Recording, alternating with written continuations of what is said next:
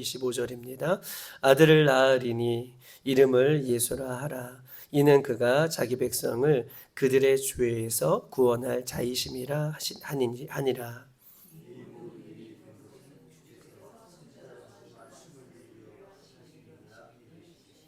보라, 처녀가 잉태하여 아들을 낳을 것이요 그의 이름은 임마누엘이라 하리라 하셨으니 이를 번역한즉 하나님이 우리와 함께 계시다 함이라.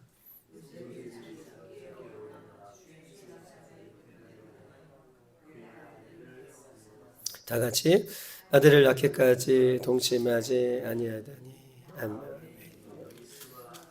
아멘. 이름을 예수라 하니라. 우리가 어저께 보았던 것처럼 마리아의 몸을 통해서 성령으로 잉태된 그 예수님을 의롭다라고 평가받았던 요셉이 가만히 끊고자 했는데, 오늘 21절에는 주의 사자가 요셉에게 나타나서 현몽하여 나타나서 마리아 데려오는 것을 무서워하지 말고 두려워하지 말고, 또 마리아를 통해서 낳을 그 예수님이 예수라 하라, 또한 임마누엘이라 하라 라고 하는 이 골자로 오늘 본문은 우리에게 이야기를 하고 있는 것입니다. 21절에 보면 아들을 낳을 것이고 그 이름을 예수라 하라. 그가 자기 백성을 그들의 죄에서 구원할 자임심이라. 예수 그리스도가 이 땅에 오심은 자기 백성을 죄에서 구원할 자이시다라고 얘기하면서 그의 이름을, 예수님의 이름을 예수라 하라라고 말씀하고 있는 것입니다. 16절 한번 읽어볼까요? 16절, 1장 16절 시작. 야곱은 마리아의 남편 요셉을 낳았으니 마리아에게서 그리스도라 칭하는 뭐예요? 예수가 나시니라. 예수의 이름을 그리스도라 칭하는 예수가 이 땅에 오셨다, 마리아를 통해서 왔다라고 16절에도 이름을 예수, 그리스도라고 표현하고 있고 21절에도 그 이름을 예수라라고 이렇게 말씀하고 있는 것입니다. 사랑하는 여러분, 예수, 그리스도, 여러분 이름을 예수라고 하고 그 뜻을 그리스도라고 하는 또 표현으로 쓰고 있습니다. 그리스도라고 하는 것은 히브리 말로 메시아, 즉 구원자, 기름 부음 받은 자, 예수님만이 메시아이시고 구원자이시고 기름 부음 받은 그리스도이심을 성경은 우리에게 이야기를 하고 있어요. 예수, 그리스도, 구원자, 메시아, 기름 부음 받은 자. 할렐루야.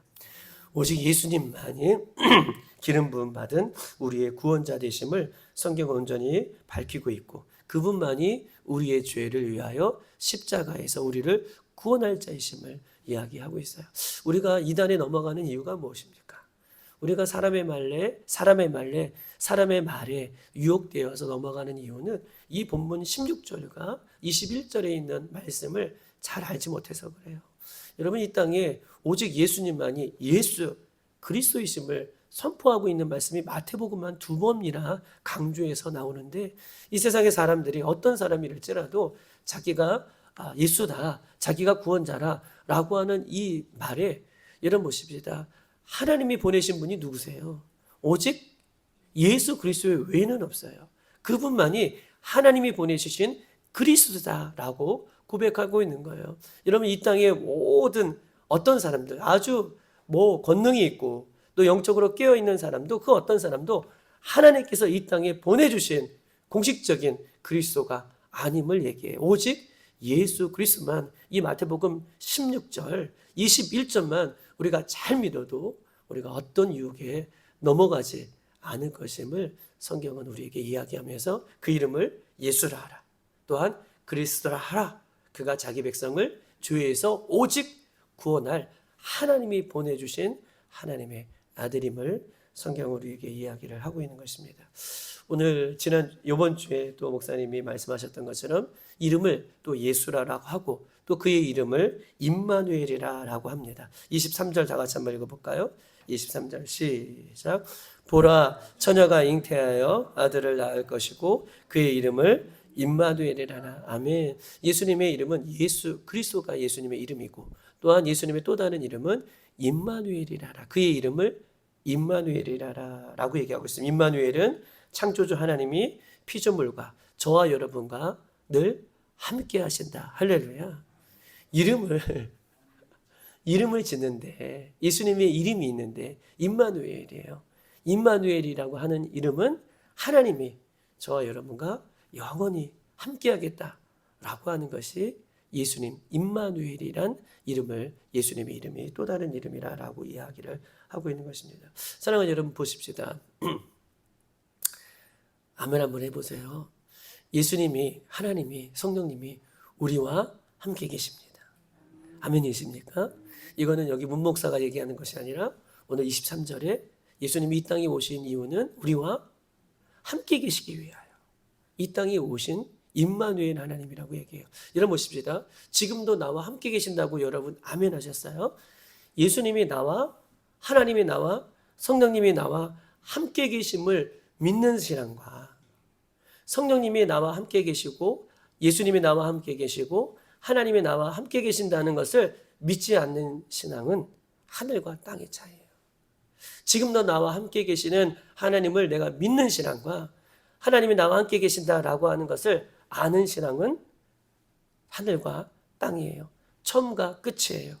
동과 서로 그 먼 간격이 있는 것처럼 이 신앙의 기초가 마태복음을 시작하면서 하나님이 너와 함께 계신다라는 이야기를 하시는 이유가 뭘까요? 그만큼 어떻게 해요? 우리에게서 하나님이 나와 함께 계신다라고 하는 이 말은요. 우리에게서 피조물인 인간, 죄를 짓고 사는 우리들에게는 얼마나 위로가 되는지 몰라요. 이게 은혜입니다. 죄를 지어서 낭망하고 실망할 때에도 우리 주님께서 내가 너와 함께 계시겠다라고 하는 임마누엘이라는 이름은 한 번도 변함이 없어요. 여러분 보십시다. 마태복음 1장은 첫 장이죠. 그럼 마태복음 끝장은 몇 장일까요? 마태복음 끝장은 28장이죠. 여러분 보십시다. 예수님께서 이 땅에 신약 시대를 시작하면서 내가 너와 함께하리라 라고 말씀하고 계셔요. 그러면 마태복음 28장 20절에는 끝절에는 어떻게 표현하고 있을까요? 한번 찾아볼까요? 맞아요. 너무 감사해요. 마태복음 28장 20절 한번 볼까요? 우리가 잘 알고 있는 말씀인데요. 시작. 내가 너희에게 분부한 모든 것을 가르쳐 지키게 하라. 볼지어다 내가 세상 끝날까지 너희와 항상 함께 있으리라. 할렐루야. 임마누엘이죠.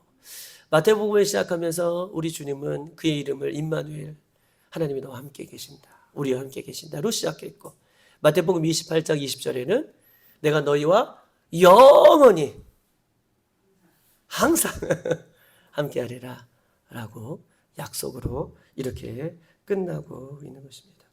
여러분, 마태복음의 주제는 뭘까요? 마태복음의 주제는 하나님의 나라. 하나님의 나라가 마태복음 주제예요. 하나님의 나라에, 이스라엘 땅에 하나님의 나라에 예수님이 뭐로 오셨다는 거예요? 하나님의 나라의 주인으로, 왕으로 오셨다는 것이 마태복음의 큰 줄기예요. 여러분 보십시다. 마태복음의 큰 줄기는 하나님의 나라인데, 우리가 하나님의 나라라고 생각하면 우리가 미래적으로 가야 할 하나님의 나라, 천국을 얘기하고, 또한 현재적인 표현으로는 하나님이 함께 계시면 이곳이 하나님의 나라. 근데 하나님은 우리의 어디와 함께 계셔요? 우리의 마음속에 함께 계시잖아요. 우리의 마음속에 예수님이 함께 계시면 우리 마음속에 뭐가 이루어지는 거예요? 하나님의 나라. 이 개념을 우리에게 주시는 거예요. 그러니까 하나님의 나라는 우리가 가야 할 미래적인 장소적인 개념이 있고, 하나님의 나라, 마태복음에서 얘기하는 하나님의 나라는 하나님이 우리와 항상 계심으로 그곳이, 하나님이 계신 그곳이 하나님의 나라, 하나님이 통치하시고 예수님이 통치하시고 성령님이 통치하시는 모든 것이 하나님의 나라라는 개념을 우리에게 이야기하고 싶은 거예요. 그럼 보십시다. 예수님이 우리 교회에서 지금 통치하고 계시고 역사하시고 지금 이 새벽에도 우리와 함께 계시면 이곳이 뭐예요? 하나님의 나라예요. 우리 가정에 예수님이 통치하시고 함께 계신다면 우리 가정이 하나님의 나라죠. 오늘 이 새벽에 내 마음 가운데, 내 심령 가운데 하나님이 통치하시고 하나님이 역사하시고 하나님이 다스리시면 우리 마음 가운데 하나님의 뭐가 이루어지는 거예요? 하나님의 나라가 이루어져요. 왜냐하면 하나님 나라의 주인은 누구세요? 예수님이 하나님의 나라의 주인이시기 때문에 그래요. 그럼 보세요. 우리 마음 가운데에 예수님의 주인으로 하나님 나라가 이루어졌어요. 그러면 여기에는 사단의 권세가 있을 수 있을까요? 썩 물러가라. 할렐루야. 하나님의 나라가 임하고 하나님의 나라의 주인이 이곳에 임하시는데 어디 감히, 어디 우울이, 어디 슬픔이, 근심과 걱정이, 어디 질병이, 할렐루야. 그래서 영적인 의미에서는 하나님의 나라가 임하면, 예수님이 내 인생의 주인으로 오시면 그때에 자연스럽게 질병이든 뭐든 이것이 물러가는 거예요. 그런데 보세요. 마태복음을 시작하면서 하나님은 너희들과 함께 계시겠다. 너희 마음 가운데 하나님의 나라를 이루시겠다라고 말씀해 주실 뿐만 아니라 마태복음 끝장에서는 28장에서는 영원히 함께 계시겠다 라고 우리에게 약속하시면서 하나님이 우리 심령 가운데의 주인으로 하나님의 나라를 이루어 가신다라는 모습을 이야기를 하고 있는 것입니다. 여러분, 이렇게 표현하는 것을 성경의 신학적인 용어로 수미상관법이라고 얘기해요. 수미상관법. 앞에도 말씀해 주시는 것이 뒤에도 동일하게 연결되어지는 말씀. 이것이 수미상관법의 어떤 그런 특징이라고 이야기할 수 있는 것입니다. 여러분, 하나님의 나라가 출애굽기에는 어디에 임하셨어요? 불기둥과 구름기둥으로 어디에 임하셨죠? 성막. 그 다음에 거기 성막에서도 지성소 안에 임하셨어요. 여러분, 신약에서는 하나님이 어디에 임하셔요? 하나님이 우리의 몸을 성전 삼아서 할렐루야, 우리의 몸을 성전 삼아서 우리 안에 거하신다라고 약속하셨어요. 어떤 특정한 장소의 구약에서 그렇게 머무르셨다면, 그 거룩하신 하나님이 머무르셨다면, 이제는 신약에 와서는 하나님이 예수 그리스도를 믿는 우리들의 마음 심령에 하나님 나라를 이루시고 성전 삼아 우리가 이렇게 살아갈 수 있다. 이것이 구약과 신약을 이루는 수미상관법. 이런 특징들은 굉장히 우리에게 중요한 의미를 갖고 있는 것입니다. 사랑하는 여러분, 보세요. 처음도 하나님이 함께 계시고 구약에도 함께 계시고 신약에도 예수님이 함께 계신다라고 약속하고 계셔요. 여러분 보세요. 마태복음의 시작도 하나님이 함께 계신다라고 말씀하시고 마태복음 끝도 하나님이 함께 계신다. 이것을 그냥 머리로 알면은 그런 거구나. 그런 어떤 그런 법칙이 있구나. 이렇게 이해하는 것이 아니라 이것은 커다란 약속을 우리에게 주시는 거예요.